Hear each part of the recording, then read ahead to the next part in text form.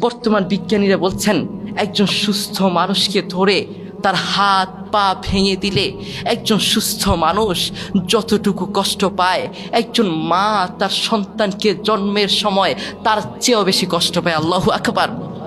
দেখেছেন একজন মা কেমন হতে পারে?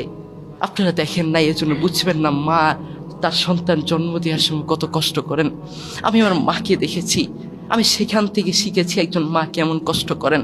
আমার বোন হওয়ার সময় আমি দেখেছি একজন মা কেমন কষ্ট করেন। আমার বোন হওয়ার সময় আমি দেখেছি একটি কোরবানির গরু জবাই দিলে যেই রক্ত হয়, যতটুকু রক্ত হয়, একজন মা তার সন্তান জন্মের সময় যতটুকু রক্তাক্ত হয়, একজন মা তার সন্তান জন্মের সময় তার চেয়েও বেশি রক্তাক্ত হয়। আল্লাহু আকবার। দেখেছেন একজন মা কত কষ্ট করেন, কত শ্রম দেন তোমার জন্য, আর তুমি সেই মাকেই তুমি ভুলে যাও। একজন মা রাতে ঘুমাতে পারতেন না। ও যুবক, তুমি যখন ছোট ছিলে তোমার মা তোমার জন্য রাতে ঘুমাতে পারতেন না।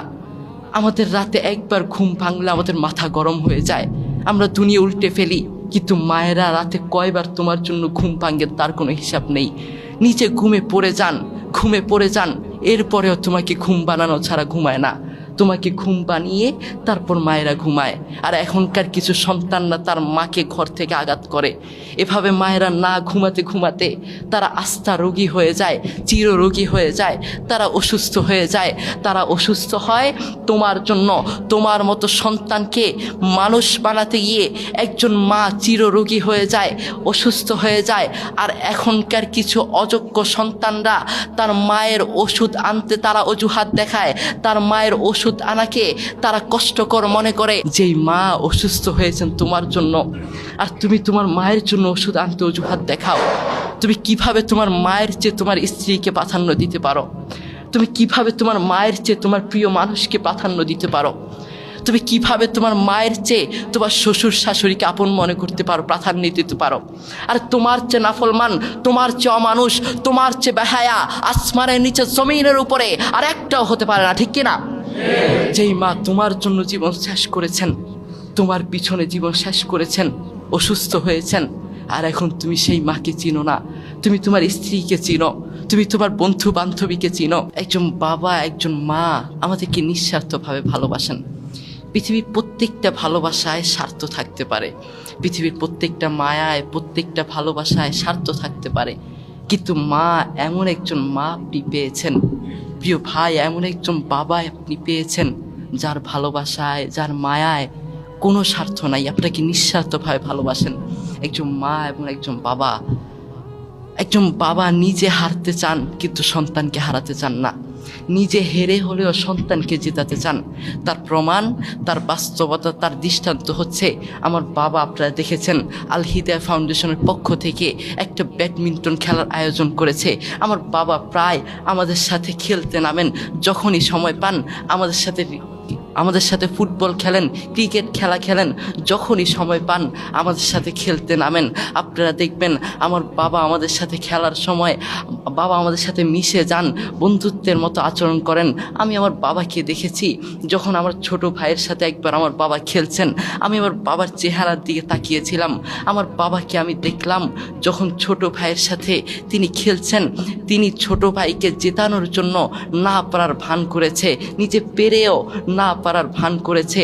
আমি আমার বাবার চেহারার দিকে তাকিয়ে দেখলাম, চিন্তা করলাম একজন বাবা কেমন হতে পারে, একজন বাবা তার সন্তানকে কেমন ভালোবাসা দিতে পারে। আমি পরে আমার বাবাকে প্রশ্ন করলাম, বাবা আপনি হেরে গেলেন কেন? আমার বাবা বললেন, তোমার ছোট ভাইকে জিতানোর জন্য, তোমার ছোট ভাই যেন খুশি হয়, তোমার ছোট ভাই যেন জিতে আনন্দ পায়, এই জন্য আমি হেরে গেলাম। আল্লাহু আকবার। দেখেছেন ভালোবাসা কাকে বলে? আমি তো বন্ধু তোমাকে একজন বাবার পরিচয় দিচ্ছি। বাবা কেমন হতে পারে, কেমন ভালোবাসা সন্তানকে দিতে পারে। নিজে বাঁচার চেয়ে সন্তানকে বাঁচাতে চান একজন বাবা, নিজে বাঁচার চেয়ে সন্তানকে বাঁচাতে চান। নিজের কথা চিন্তা করেন না, যতটুকু চিন্তা করেন সন্তানের কথা। আমি আমার বাবাকে মাঝে মাঝে দেখি, আমাদেরকে কোথাও নিয়ে যাওয়ার সময় রিকশায় বা সিএনজিতে আমার বাবা নিজে গাড়ির বাম পাশে বসেন, কিন্তু বসেন না, তিনি ডান পাশে বসেন, আমাদেরকে বাম পাশে বসান। আপনারা দেখবেন বিভিন্ন বাবারা তার সন্তানদেরকে গাড়ির বাম পাশে বসায় কিন্তু ডান পাশে বসায় না। আমার বাবাও মাঝে মাঝে আমাদেরকে ডান পাশ থেকে তুলে বাম পাশে বসান। তখন আমি চিন্তা করতাম কেন তিনি ডান পাশে বসেন, আমাদেরকে বাম পাশে বসান। তখন চিন্তা করতাম, কিন্তু এখন বুঝেছি কেন তিনি গাড়ির ডান পাশে বসেন।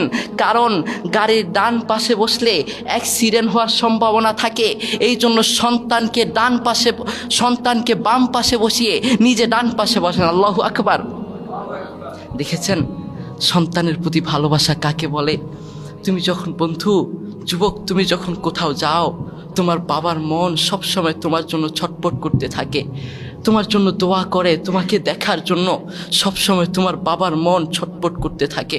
আমি আমার দাদাকে দেখেছি, আমার দাদা দুনিয়া থেকে বিদায় হয়েছেন, দুনিয়া থেকে বিদায় হয়ে চলে গিয়েছেন। আপনারা আমার দাদার জন্য দোয়া করবেন। আমি আমার দাদাকে দেখেছি, আমার বাবা যখন মাহফিল থেকে আসতো, যত টাইম হোক না কেন তিনি অপেক্ষা করতেন, তিনি বসে বসে অপেক্ষা করতেন। আমার বাবাকে ফোন করে খোঁজ খবর নিতেন, বাবা তুমি কেমন আছো, তুমি কোথায় আছো, অসুবিধা হচ্ছে কি না, তিনি বারবার খোঁজ খবর নিতেন। আজ সেই খোঁজ খবর নেওয়ার মতো মানুষটি আর নেই, আজ সেই ফোন করার মতো মানুষটি আর নেই। বন্ধু তুমি জানো তোমার বাবা কী জিনিস, তুমি জানো তোমার মা কী জিনিস? যখন চলে যাবে তখন বুঝবে বাবা হারানোর কত কষ্ট, বাবা হারানোর কত বেদনা। এই জন্য এখন থেকে আমি বলতে চাই বন্ধু, বাবার খেদমত করো, এখন থেকেই বাবার সম্মান করো, বাবাকে মূল্যায়ন করতে শিখো। যখন চলে যাবে তখন আফসোস করে লাভ হবে না। কোরআন মাজিদ আল্লাহ সুবহানাহু ওয়া তাআলা বলছেন, ওয়াবুদুল্লাহ ওয়ালা তুশরিকু বিহি শাইআ ওয়া বিল ওয়ালিদাইনি ইহসানা। তুমি তোমার আল্লাহর ইবাদত করো, তার সাথে কাউকে শরিক করিও না, এবং তোমার মায়ের খেদমত করো, বাবার খেদমত করো। আল্লাহ তাআলার ইবাদত করো, তার সাথে শরিক করিও না, তারপর তোমার মায়ের খেদমত করো। এতক্ষণ বলেছি একজন বাবা কেমন হতে পারে, এবার আসুন একজন মা কেমন হতে পারে সেটা বলি। একজন বাবার চেয়ে একজন মা কয়েক হাজার গুণ বেশি কষ্ট করেন। সবচেয়ে বেশি কষ্ট করেন সন্তান জন্মের সময়, সন্তান ডেলিভারির সময় সবচেয়ে বেশি কষ্ট করেন। তাই আসুন জীবনে কিছু না করি, অন্তত মায়ের জন্য মন খুলে দুই হাত তুলে মায়ের জন্য দোয়া করি। প্রত্যেক দিন রব্বির হামহুমা কামা রব্বায়ানি সগীর এই দোয়াটি পড়ি।